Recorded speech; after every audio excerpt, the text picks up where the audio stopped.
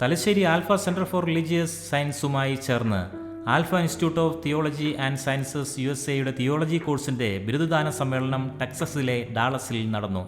തലശ്ശേരിയിലെ tele alpha centre for religious സയൻസസിന്റെ കീഴിൽ മാസ്റ്റർ ഓഫ് തിയോളജി MDH പ്രോഗ്രാമുകൾ വിജയകരമായി പൂർത്തിയാക്കിയ വിദ്യാർത്ഥികൾക്കുള്ള ബിരുദദാന ചടങ്ങ് ടെക്സസിലെ ഡാളസിലുള്ള കൊപ്പേൽ സെന്റ് ആൽഫോൻസ സീറോ മലബാർ ദേവാലയത്തിലാണ് നടന്നത്. അമേരിക്കയിലുടനീളമുള്ള വിവിധ സംസ്ഥാനങ്ങളിൽ നിന്നെത്തിയ ബിരുദധാരികൾ സമ്മേളനത്തിൽ പങ്കെടുത്തു. വിശുദ്ധ കുർബാനയോടെയാണ് ചടങ്ങ് ആരംഭിച്ചത്. ടെലി ആൽഫ സെന്ററിന്റെ മുൻ chancellor archbishop emeritus Mar George Njarlakatt മുഖ്യകാർമ്മികത്വവും ചിക്കാഗോ സീറോ മലബാർ രൂപതയുടെ chancellor reverend doctor Johnson Xavier, Coppell saint Alphonsa Syro Malabar ഇടവകയുടെ അസിസ്റ്റന്റ് വികാരി ഫാദർ ജിമ്മി എടക്കുളത്തൂർ എന്നിവർ സഹകാർമ്മികത്വവും വഹിച്ചു. തുടർന്ന് നടന്ന സമ്മേളനം മാർ ജോർജ് ഞർലക്കാട്ട് ഉദ്ഘാടനം ചെയ്ത് ബിരുദദാനം നിർവഹിച്ചു.